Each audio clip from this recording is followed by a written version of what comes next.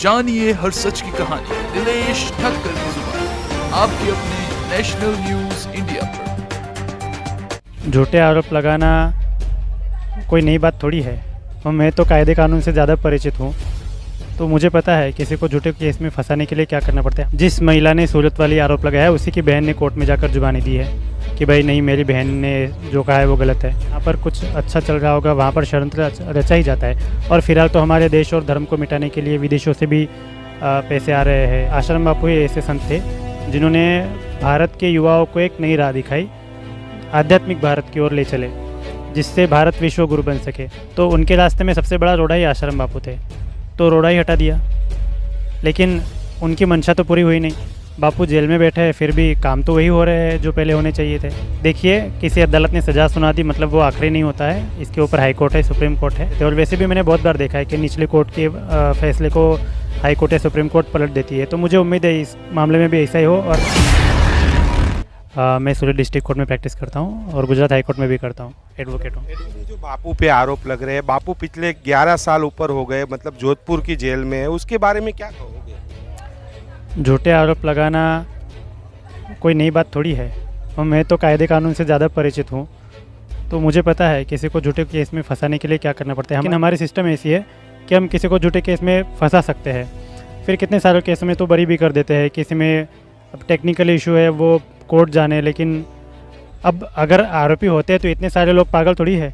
10-10 हज़ार लोग एक दिन में आ रहे हैं। आप अहमदाबाद शिविर आश्रम में जाके देखिए, वहाँ पर शिविर चल रहा है, वहाँ पर पैर रखने की जगह नहीं है। सब पागल थोड़ी है, अपनी अपनी मर्जी से आते हैं सब। आपके गुरुकुल में पढ़ने वाली लड़की ने आरोप लगाया बापू गलत है। सूरत में रहने वाली 2 बहनों ने आरोप लगाया कि बापू गलत है, बापू के लड़के सुपुत्र नारायण साईं गलत है। दोनों को आजीवन कारावास की सजा हो गई, जोधपुर में भी और अहमदाबाद में। देखिए, किसी की सगी बहन अपने लिए झूठ बोल सकती है क्या? जिस महिला ने सूरत वाली आरोप लगाया है उसी की बहन ने कोर्ट में जाकर जुबानी दी है कि भाई नहीं, मेरी बहन ने जो कहा है वो गलत है। तो षड्यंत्र तो कहीं पर भी हो सकता है। षड्यंत्र तो देखिए, हमारा देश है, हमारे देश में, हमारे इतिहास में ऐसा षड्यंत्र हमेशा ही रचा गया है। संतों के खिलाफ हो, राजा महाराजों के खिलाफ, जहाँ भी सच होगा, जहाँ पर कुछ अच्छा चल रहा होगा, वहाँ पर षड्यंत्र रचा ही जाता है। और फिलहाल तो हमारे देश और धर्म को मिटाने के लिए विदेशों से भी पैसे आ रहे हैं। और जो भी देखिए, समाज का उत्थान जो है संत महात्मा ही कर सकते हैं। और आश्रम बापू ही ऐसे संत थे जिन्होंने भारत के युवाओं को एक नई राह दिखाई, आध्यात्मिक भारत की ओर ले चले, जिससे भारत विश्व गुरु बन सके। अब विश्व गुरु भारत बन रहा था तो दूसरे लोगों को बहुत तकलीफ़ हो रही थी, जो विदेशी है, जो भारत को बदनाम करना चाहते हैं, मिटाना चाहते हैं, विदेशी ताकतें हम कह सकते हैं उनको। तो उनके रास्ते में सबसे बड़ा रोड़ा ही आश्रम बापू थे, तो रोड़ा ही हटा दिया। लेकिन उनकी मंशा तो पूरी हुई नहीं। बापू जेल में बैठे हैं, फिर भी काम तो वही हो रहे हैं जो पहले होने चाहिए थे। लेकिन ऐसा कोई आरोप था नहीं कि भाई उसके साथ कुछ गलत किया है। कहीं ना कहीं उसकी फरियाद में भी छेड़खानी किया है, लेकिन मीडिया ने तो अंट-संट चला दिया उल्टा सीधा कि भाई रेप किया है। ऐसा कुछ है नहीं, मेडिकल में भी पुष्टि नहीं है, ना उसकी फरियाद में भी ऐसा कुछ है। ये सब बेबुनियाद आरोप थे। सूरत की बात की जाए तो लड़की 12 साल के बाद बोलती है कि मेरे साथ गलत हुआ, और तुरंत ये उठाकर अंदर कर दिया जाता है और आजीवन। तो साफ साफ दिखाई देता है कितना बड़ा षड्यंत्र है। आज आपको अगर मैं एक थप्पड़ मार दूँ, जाइए आप पुलिस स्टेशन में कंप्लेंट करने, मुझे पुलिस एक फ़ोन तक जल्दी नहीं करेगी।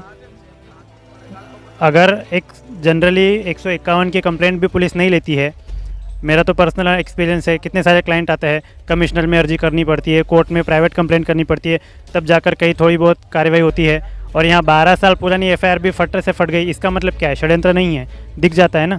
कोई चीज़ें ऐसी होती है कि तुरंत पता चल जाता है कि षड्यंत्र है। ये उसी का एक भाग है।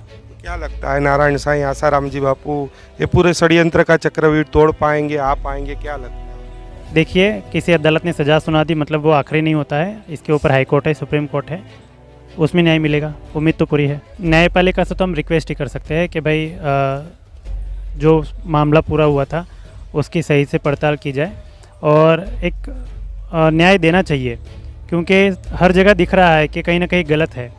लेकिन किसी के प्रेशर में आकर किसी जज ने अगर फैसला दिया है तो ऊपर जो जज होते हैं वो उस फैसले को पलट देते हैं। और वैसे भी मैंने बहुत बार देखा है कि निचले कोर्ट के फैसले को हाई कोर्ट या सुप्रीम कोर्ट पलट देती है। तो मुझे उम्मीद है इस मामले में भी ऐसा ही हो, और मैं रिक्वेस्ट भी करूँगा कोर्ट से कि भाई इसमें एक प्रॉपर जस्टिस मिलना चाहिए। जानिए हर सच की कहानी दिनेश ठक्कर की जुबान आपके अपने नेशनल न्यूज